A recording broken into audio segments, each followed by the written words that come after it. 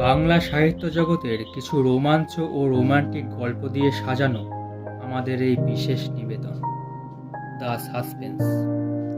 আজ আপনাদের জন্য রয়েছে সুভাষ মুখোপাধ্যায়ের লেখা মেঘের গায়ে জেলখানা।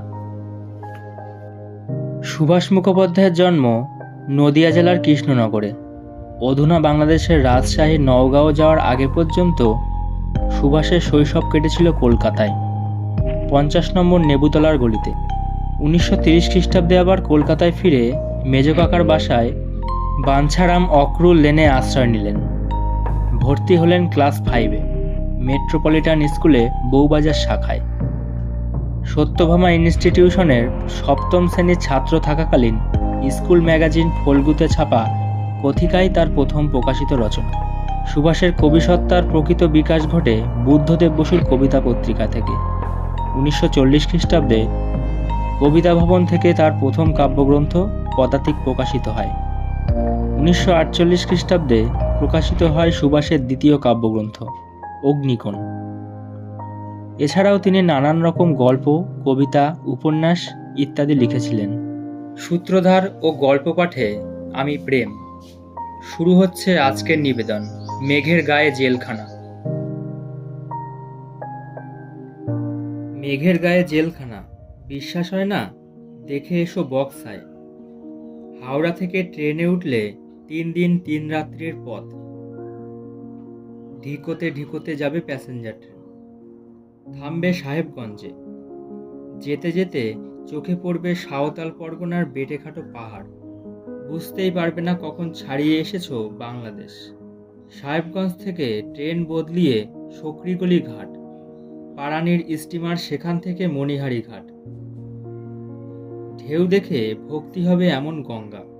রাত্রিরে স্টিমারের সার্চলাইটের আলোয় হঠাৎ দেখবে এক আশ্চর্য কাণ্ড। ওপারের উঁচু বাঁধের ওপর আলো পড়তেই একটা ধবধবে সাদা লাইন ছত্রভঙ্গ হয়ে গেল। যতটুকু আলো, ঠিক ততটুকু জায়গা নিয়ে দেওয়ালির পোকার মতো ঝাঁকে ঝাঁকে উঠছে সাদা বকনা বলাকা। সার্চলাইটের কড়া আলোয় ওরা ভেবেছে বুঝি সকাল হয়ে গেল। এমনি করে সারা রাস্তা পাখিদের ভুল বোঝাতে বোঝাতে স্টিমার গিয়ে ভিড়ল মণিহারি ঘাটে।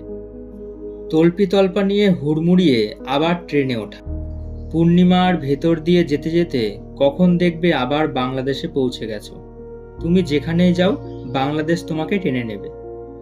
মেঠো রাস্তার উপর দিয়ে কাতারে কাতারে চলছে মানুষ, মাথায় রং বেরঙের পাগড়ি। গরুর গাড়ি ছইয়ের ওপর লাল নীল কাগজের নিশান। আকাশে ঢেলে উঠেছে চাকায় তাড়ানো ধুলো। ছোট্ট ছোট্ট পিলে মোটা ছেলেদের হাতে তাল পাতার ভেপু। মেলা থেকে তারা ফিরছে, একটু এগোলেই তা বোঝা যায়। স্টেশনের কাছেই একটা মাঠে চনচনে রোদ্দুর। যতদূর দৃষ্টি দেখা যায় শুধু ছাতি আর ছাতি। উবু হয়ে বসা আড়ালের মানুষগুলোকে দেখা গেল না। একটা কিছু তামাশা হচ্ছে সেখানে। চারপাশে তাঁবু পড়েছে, গম গম করছে সারা তল্লাট। দিন গিয়ে রাত, রাত গিয়ে দিন। হিমালয়ের কোলের কাছে ঘেঁষে এলো রাস্তা। বর্ষায় পাহাড়ের গা বেয়ে ঢল নামে। জলের তোড়ে ভেসে আসে বড় বড় পাথর আর নুড়ি। শীতকালে জল শুকিয়ে গেছে। ঢালো মাটিতে জেগে রয়েছে চিত্র বিচিত্র বড় বড় পাথর আর নুড়ি। স্টেশনগুলোর মজার মজার নাম তিব্বতীদের দেওয়া। এককালে বাঘের উপদ্রব ছিল, তাই বাঘডোগরা। হাতির অত্যাচার ছিল, তাই হাতি ঘিসা। শিকারের ভালো জায়গা, নাম নকশালবাড়ি। মাঠের মধ্যে ছোট্ট শহর শিলিগুড়ি। চারিদিকে পাহাড়তলির অরণ্য, তরাইয়ের গভীর জঙ্গল। তার মাথার ওপর ঢেউয়ের মতো চলে গেছে একটার পর একটা পাহাড়। শিলিগুড়ি পেরিয়ে একটু ডান দিকে ঠিকরে গেল রাস্তা। সামনেই একটা লম্বা যেমন তেমন কাজ চালানো গোছের পুল। নিচে দিয়ে গেছে খরস্রোতা তিস্তা। লেপচারা বলে রংতুবা সিধা নদী। বড় বড় পাথর আর প্রকাণ্ড প্রকাণ্ড গাছের গুড়ি ঘরের কুটোর মতো ভেসে চলেছে তার ক্ষুরধার জলে। যেতে যেতে ছোট্ট একটা নেহাত নগণ্য স্টেশন। গাছপালার ভেতর দিয়ে আকাশের কপালের কাছটায় সোনার টায়রার মতো ঝলমল করে উঠল। কি ওটা? একদল চেঁচিয়ে উঠল, কাঞ্চনজঙ্ঘা! সকালের সোনালি রোদ্দুর এসে পড়েছে বরফে মোড়া পাহাড়ের চূড়োয়। সেদিকে তাকিয়ে চোখের পলক পড়তে চায় না। যুগ যুগ ধরে দাঁড়িয়ে দেখতে ইচ্ছে করে সে দৃশ্য। গাড়ি এসে থামে রাজভাত খাওয়ায়। স্টেশনের গায়ে চায়ের ছোট্ট দোকান, বেটে বেটে কাচের গ্লাস। গেলা যায় না এমন বিশ্রী চা, তার দামই 2 আনা। বাইরে উটকো লোক কাজেই দাও মেরে নেবে। হঠাৎ দোকানদারের মুখের দিকে তাকিয়ে দেখবে ঠোঁটে আলতার রং, কামানো মুখে পেন্টের দাগ আর চোখে টানা কাজল। চোখে মুখে রাত জাগার সুস্পষ্ট ছাপ। জিজ্ঞেস করতে হবে না, সে নিজেই বলবে, কাল আমাদের এখানে থিয়েটার ছিল কি না। আমাকে আবার ধরেছিল ফিমেল পার্ট করার জন্য। মরণ, এই হাড়গিলে চেহারা এবার ফিমেল পার্ট। কিন্তু 2-3 মিনিটেই ভাব হয়ে যাবে লোকটার সঙ্গে। বাড়ি তার যশোরের কোনো একটা গায়ে। দেশভাগ হবার পর হাগড়ে হয়ে ঘুরতে ঘুরতে এখানে এসে ঠেকেছে। ছোট্ট জায়গা, হয় রেল নয় চা আর কাঠের চালানি কারবারের সঙ্গে জড়ানো এখানকার জীবন। খেলা নেই, সিনেমা নেই, মাঝে মাঝে মেরাপ বেঁধে শখের থিয়েটারে যা একটু আধটু বৈচিত্র্য। যতদূর চা বাগান ততদূর পিচ ঢালা মোটরের রাস্তা। সামনে ধোয়ার মধ্যে দেখা যায় কালো কালো কবন্ধের মতো পাহাড়। মিলিটারি মেজাজে হু হু শব্দ চলবে ট্রাক। মনে হবে এই বুঝি হুমড়ি খেয়ে পড়বে পাশের হা করা গড়ানো জমিতে। যেতে যেতে দুপাশে চায়ের সবুজ পাতি, বেতের ঝুড়ি পিঠে বেঁধে কাজ করছে কুলি কামিনেরা। মুখের হাজার রকমের গড়ন, কেউ সাঁওতাল, কেউ ওরাও, কেউ কোচ, কেউ পলিয়া। পুরুষদের হাঁটুর নিচে কারো কাপড় নেই, কারো কারো খালি গায়ে শুধু একটা সরু নেংটি। পাতা দিয়ে ছাওয়া ছোট্ট ছোট্ট ঘর, কোনো রকমে মাথা গুজে থাকে। শুকনো শুকনো মুখ, সরু পাটকাঠির মতো শরীর। মাঝে মাঝে সাহেবদের রংচঙে বাংলো, সামনে কেয়ারি করা ফুলের বাগান, দেউড়িতে দাঁড়ানো ঝকঝকে তকতকে আনকরা নতুন গাড়ি। হঠাৎ তোমার চোখ বড় বড় হয়ে যাবে।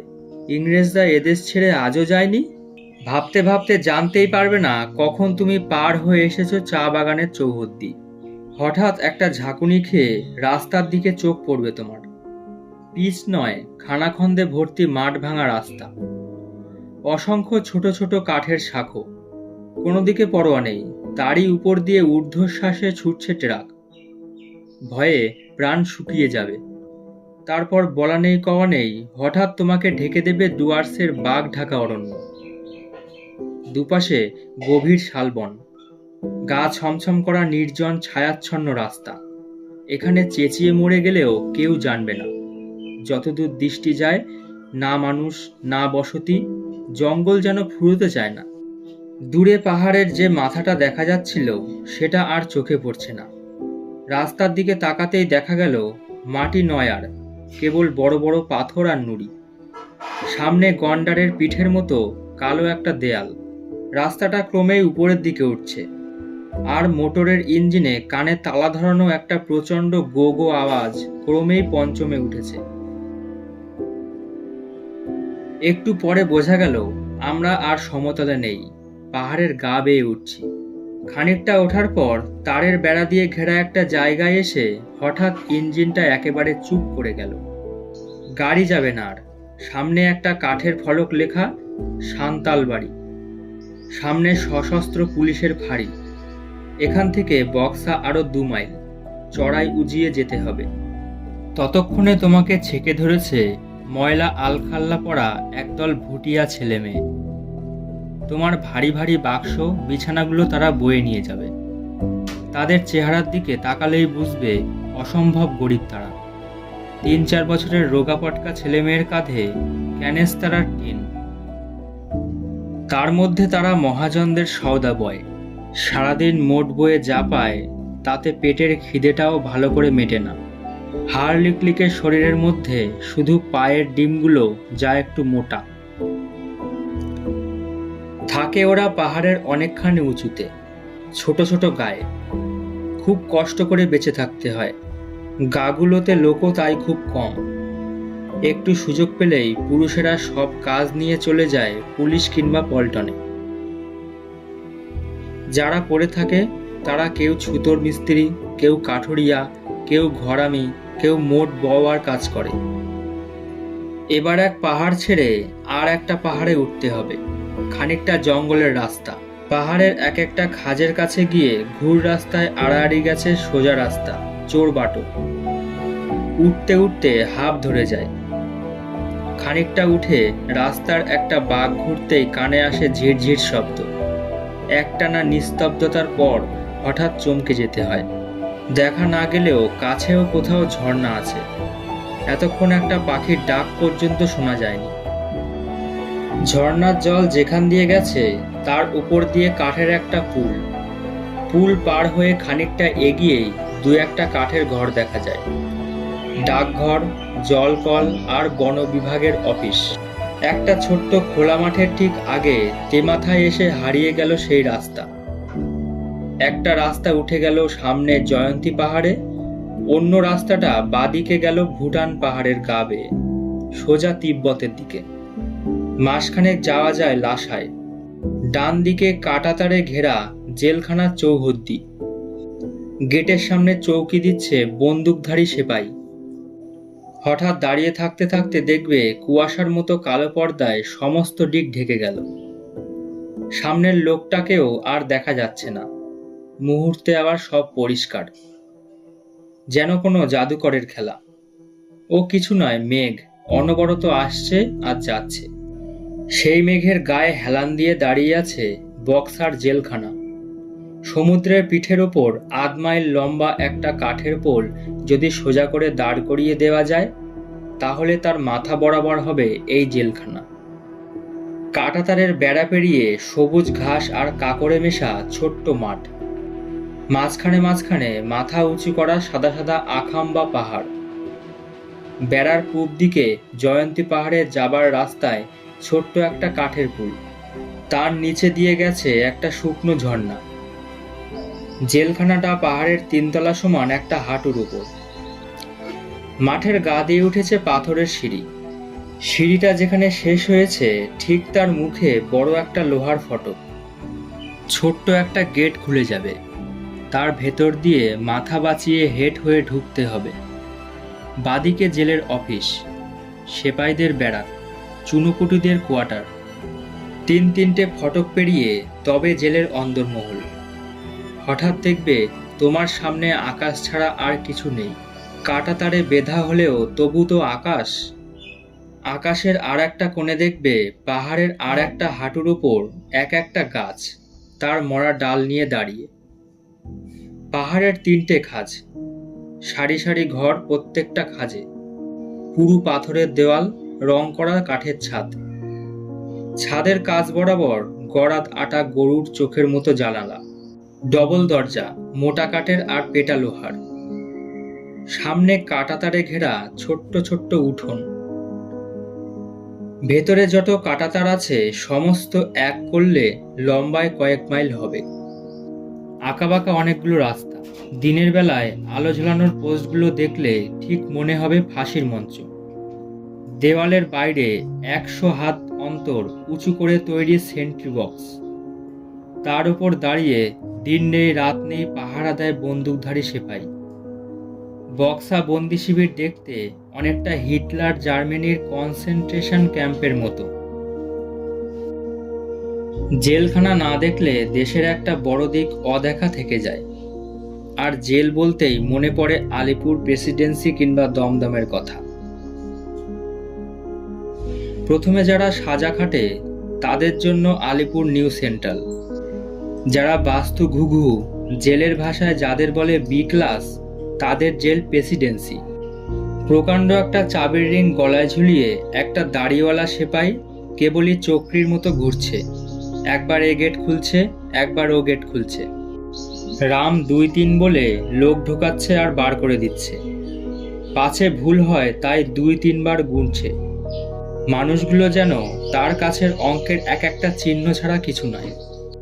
ভেতরে ঢুকেই দেখবে দেয়ালের গায়ে ছাপার মতো হরফে লেখা অনেকগুলো পোস্টার। গির্জার সামনে যেমন লাথি লিখিত সুসমাচার লেখা থাকে, তেমনি তাতে লেখা আছে চুরি করা মহাপাপ। ছোট কলকেও চোখ রাঙিয়ে সাধুচরণ সেদিকে তাকায় আর হাসে। ছেলের নাম রাখার সময় সাধুচরণের বাপ কি ভাবতে পেরেছিল তার ছেলেটা বড় হয়ে এমন করে নাম হাসাবে? গায়ে মাংস নেই সাধুচরণের, বছর 50 বয়সে, জয়নগরের কাছে এক অজগায়ে তার বাড়ি। ছেলেবেলায় বাপ মা মরে যায়, আত্মীয়দের বাড়িতে জায়গা হয়নি, পেটের জ্বালায় ছিচকে চুরি শুরু করে। হাতে নাতে ধরা পড়ে জেল হয়, জেল থেকে বেরোয় পাকা সিধেল চোর হয়ে। তারপর থেকে কতবার যে জেলে এসেছে তার ইয়ত্তা নেই। মাঝে একবার মনে হয়েছিল ঘর সংসার করার। চোরাই পয়সায় কিছু জায়গা জমিও কিনেছিল, বিয়েও করেছিল, একটা ছোট্ট ছেলেও আছে তার। কিন্তু ইচ্ছে থাকলেও তাকে ভালো থাকতে দেয়নি। রোজ রাত্রিরে প্রহরে প্রহরে চৌকিদারের খবরদারি। যেখানে যা কিছুই হোক, থানায় সাধুচরণের ডাক পড়বে। মোটা রুলের গুঁতো খেয়েও রেহাই নেই, গাটের কড়িও বেশ কিছু খসাতে হবে। মিছিমিছি এই জ্বালাতন পোড়াতনের চেয়ে চুরি করে জেলের ভাত খাওয়াই ভালো মনে করেছে সে। তবে ছেলেটার জন্য আজকাল বড্ড কেমন করে। তাছাড়া শুকনো পড়ে আছে অতটা জমি। ছেলের নাম তার বিষে। গায়ের লোকে ঠাট্টা করে বলে, চোরটা সাধুর ছেলে হবে, নির্ঘাত বিষে ডাকাত। ইয়ার্ডে ইয়ার্ডে ভাগ করা জেলখানা। সেপাই কয়েদিরা ইয়ার্ডকে বলে খাতা। 7 খাতার নিচে কিলবিল করে পঙ্গপাল। জেলের ভাষায় বলে ছোকরা ফাইল। কেউ ছিচকে চোর, কেউ পকেটমার। এরা সব সাধুচরণের অতীত, সাধুচরণ এদের ভবিষ্যৎ। গা শিউরে উঠবে দেখলে। আধো আধো কথা বলবার, স্কুলে ভর্তি হওয়ার বয়স। মানুষ করতে পারলে যাদের কেউ হতো ইঞ্জিনিয়ার, কেউ মাস্টার, কেউ লেখক, তারা বড় হচ্ছে পকেট কাটার জন্যে, নিরীহ মানুষের গলা কাটার জন্যে। অধিকাংশ অনাথ শিশু শহরের ফুটপাতের মানুষ, পাঠশালায় নয়, গুন্ডার দলে এদের হাতে খড়ি। এদের মধ্যে একজনের নাম মুস্তাফা। ছোট্ট ফুটফুটে ছেলে, বছর 10 বয়স। দুনিয়ার কাউকে যেন কেয়ার করে না, এমনই ভঙ্গি নিয়ে চলাফেরা করে। এন্টালির ওদিকে কোনো স্কুলে পড়তো। বাপ তার রাজমিস্ত্রির কাজ করত। হঠাৎ একদিন 3 তলা উঁচু বাসের ভাড়া থেকে পা পিছলে পড়ে মুস্তাফার বাপ মারা যায়। মাইনের অভাবে মুস্তাফার নাম কাটা গেল স্কুল থেকে। বিধবা মা, বড় সংসার, অনেকগুলো ছোট ছোট ভাই বোন। বস্তিতে থাকতো এক পকেটমারের সর্দার। টাকার লোভ দেখিয়ে সে দলের খাতায় মুস্তাফার নাম লিখিয়ে নিল। এরই মধ্যে মুস্তাফা 12 পকেট মেরে জেলে এসেছে। স্কুলে যেতে ইচ্ছে করে না, জিজ্ঞেস করলে বলে, ইচ্ছে করলেই কি যাওয়া যায়? জেলখানা একটা আলাদা জগৎ। চোর ডাকাত খুনি গাট কাটা, এই নিয়ে উঁচু পাঁচিল তোরা এখানকার জীবন। আলো হাওয়ার সঙ্গে আড়ি। আজব এখানকার ভাষা, না বাংলা না হিন্দি। তেমনই ছিরি এখানকার জীবনের। জানোয়ারের পালের মতো খোয়ারের মধ্যে ঠাসাঠাসি করে বাঁচা। সূর্যদেব পাটে বসতেই সঙ্গে সঙ্গে লক আপ, ঘরে ঢুকিয়ে তালাবন্ধ। রাত ফর্সা হবার সঙ্গে সঙ্গে খোয়ার খুলবে। সার বেঁধে দাঁড়াতে হবে ফাইলে, গুনতি হবে। গুনতি মেলার 3 ঘন্টা পড়বে। স্যালাম বাজাতে হবে জেলার জমাদারকে। পান থেকে চুন খসলেই পিঠে ডান্ডা কিংবা লোহার নাল মারা বুলেটের লাথি। এছাড়া আছে কেস টেবিল। কারো নামে নালিশ হলেই ডাক পড়বে কেস টেবিলে। কথায় কথায় ডিগ্রি বন্ধ, মার্কা কাটা, কম্বল ধোলাই কিংবা মারভাত। কয়েদি দুরস্ত করার হাজার ব্যবস্থা। ছোট্ট ছোট্ট নির্জন কুঠুরিকে বলে ডিগ্রি। চারিদিক বন্ধ, কারো মুখ দেখা যাবে না। বন্ধ দরজার নিচে সরু ফাঁক দিয়ে ছুঁড়ে দেবে ঠান্ডা খাবারের সানকি। মাসের পর মাস এমনি করেই থাকতে হবে, কিংবা পায়ে পরিয়ে দেবে ভারী লোহার বেড়ি। বছরে 3 মাস সাজা মাপ করার নিয়ম আছে, তাকে বলে মার্কা। কর্তাদের মন জোগাতে না পারলে মার্কা কাটা যাবে। কম্বল দিয়ে সর্বাঙ্গ মুড়িয়ে লাঠিপেটা করার নাম হলো কম্বল দোলাই। জেলখানায় হামেশাই হয়। ভেতরে ঢুকে মনে হবে যেন মধ্যযুগের একটা প্রকাণ্ড কারখানা। জেলের সব কাজ করানো হয় কয়েদিদের দিয়ে। শুধু জুতো সেলাই নয়, হাড়ি ম্যাথরের কাজ থেকে চণ্ডীপাঠ পর্যন্ত সবই। তাছাড়া আছে দড়ি চাল্লি, ধোবি চাল্লি, ঘনিকর, মিস্ত্রি ঘর, ছাপাখানা, গোয়াল ঘর, তরকারি বাগান, এমনই হরেক রকম ডিপার্ট। কেনা গোলামের মতো কয়েদিদের দল বিনা মজুরিতে উদয়াস্ত এখানে খাটে। একটু ফাঁক পেলেই কয়েদিরা সেপাইদের দিকে নলচে আড়াল করে বসে নেশা করতে। অন্য একদল বসে যায় 3 তাসে জুয়ো খেলতে। সবাই পারে না, যারা সর্দার গোছের হাতে পয়সা আছে, জেল তাদের মুঠোয়। দুনিয়া টাকার বশ, এ তারা জানে বলেই তারা জেলে এসেও দল পাকায়, অন্য দলের লোককে ভাঙচি দিয়ে দলে টানে। কিন্তু অবাক কাণ্ড, জেলখানায় পয়সা, আইনে তো নেই। আইনে নেই বলেই টাকা রাখবার মজার কল করেছে তারা। তাছাড়া চোরের রাজত্বে যেখানে সেখানে টাকা রাখলেই বা থাকবে কেন? তাই নিজেদের গলার মধ্যে বানিয়ে নিয়েছে টাকা রাখার থলি। সেই থলির মধ্যে টাকা রেখে দিব্যি তারা নিরাপদে খায় দায় ঘুমোয়। গলার মধ্যে থলি বানাতে কষ্ট আছে। ভারী একটা শীষের বল অনেক দিন ধরে গলার টাকরার কাছে রেখে দিতে হবে। যতই দিন যাবে ততই মাংস ছেঁদা হয়ে সেটা বসে যেতে থাকবে। ভেতরের দগদগে ঘা হয়ে যাবে, অসম্ভব যন্ত্রণা। কাছাকাছি কেউ দাঁড়াতে পারবে না, এত দুর্গন্ধ। বছরখানেক কাঁচা অবস্থায় থাকবে ঘা। তারপরে সেই শীষের বল তুলে নেওয়ার পর ঘা যখন শুকিয়ে গেল, তখন তৈরি হলো গলার থলি। তার মধ্যে অনায়াসেই সোনা গিনি লুকিয়ে রাখো, কারো সাধ্য নেই টের পায়। এছাড়াও জেলখানার একদল অভিজাত শ্রেণীর কয়েদি আছে। খাবার জিনিসে বিষ মিশিয়ে বিক্রি করেছে কেউ করেছে নোট জাল কিংবা ব্যাংকে লাখ লাখ টাকা চুরি। দিব্যি ভদ্রলোক সেজে তারা বুক টান করে ঘুরে বেড়ায়। কর্তামহল তাদের আপনি আজ্ঞে করে, সাধারণ চোর ছ্যাঁচড়া তাদের সমীহ করে চলে। বড়লোকের এবং বড় ঘরের ছেলেরা ট্রাম বাসে পকেট মারেনি, ব্যাংকের টাকা চুরি করে হাজার হাজার গরিব বিধবার সংসারকে এরা পথে বসিয়েছে। অন্ধকারে দাঁড়িয়ে ছুরি দেখিয়ে এরা কারো হাত থেকে টাকার থলি ছিনিয়ে নেয়নি। খাবার জিনিসে বিষ মিশিয়ে দোকানে দোকানে সেই বিষ হাজার হাজার মানুষের হাতে বিলি করেছে। ছোট লোক নয় এরা, স্কুল কলেজে পড়েছে। পেটেও টান পড়েনি কোনোদিন। এমন নরম মন যে রক্ত দেখলে মূর্ছা যায়। তাই হাজার মানুষকে মৃত্যুর মুখে ঠেলে দিয়েও, শত সহস্র ছাপোষা সংসারকে পথের ফকির করে দিয়েও জেলে গিয়ে তারা সুখে আছে। কেননা তাদের বড় ঘর, বনেদি বংশ, তারা সুয়োরানীর ছেলে। আর যারা পেটের জ্বালায় পথ চলতি লোকের পকেট মেরেছে কিংবা জমি হারিয়ে পাইক বরকন্দাজের সঙ্গে লাঠালাঠি করেছে, তাদের জন্য অন্তত নরকবাসের ব্যবস্থা।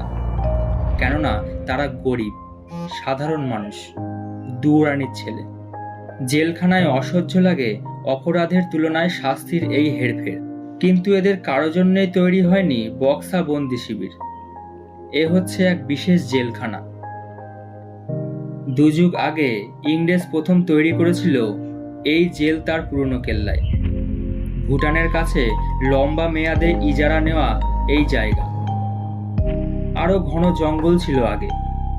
এখানে এখনো পাহাড়ের গায়ে শোনা যায় বাঘের ডাক। এখানকার মাটিতে ফনা তুলে ঘুরে বেড়ায় বিষধর সাপ। বায়ু দূষিত করা জঙ্গলের হাওয়া ডন কুস্তি করা জোয়ান শরীরকেও কাঁপিয়ে দেয়। ঝর্ণার জলে পিকনিক করছে রোগের জীবাণু। কাছে পিঠে বাজার নেই, অগ্নিমূল্য সব জিনিস। বাড়াবাড়ি অসুখ হলে ওষুধ অভাবে, হাসপাতাল অভাবে অবধারিত মৃত্যু। নিজের দেশকে যারা ভালোবাসে তারা আপন প্রিয়জনের বুক থেকে ছিনিয়ে নিয়ে গিয়ে সেদিন দূর করে দেশান্তরে বনবাস দেওয়ার ব্যবস্থা করেছিল ইংরেজ সরকার। আকাশের বুক চিরে দিয়েছিল তারা কাঁটাতারে। সেপাইদের হাতে লাঠির বদলে তুলে দিয়েছিল টোটা ভরা বন্দুক। আজ ইংরেজ নেই, তবুও তার আগের ব্যবস্থায় বহাল আছে বক্সায়। দেশকে ভালোবাসা ছাড়া কোনো অপরাধ যাদের বিরুদ্ধে প্রমাণ হয়নি, আজও তাদের স্থান বক্সায়। আজও অনেক এখানে আছেন, যুগ যুগ আগেও যারা এখানে ছিলেন।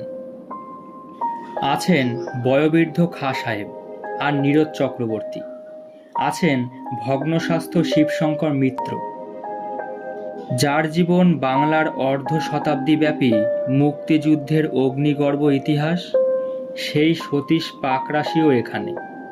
আর আছে বাংলার শহর গ্রামের অগণিত মানুষের বিশ্বস্ত বহু প্রতিনিধি, যারা দুরন্ত পৌঁছে দিয়েছে উজ্জ্বল সম্ভাবনার খবর, যারা নুয়ে পড়া ধানের শীষগুলোকে বর্ষার ফলকের মতো সাহসে টান করে দিয়েছে, চিমনির ধুমায়িত মুখে যারা তুলে দিয়েছে আগুনের ভাষা, ভুটানের গায়ের পাহাড়ে তারা বন্দী।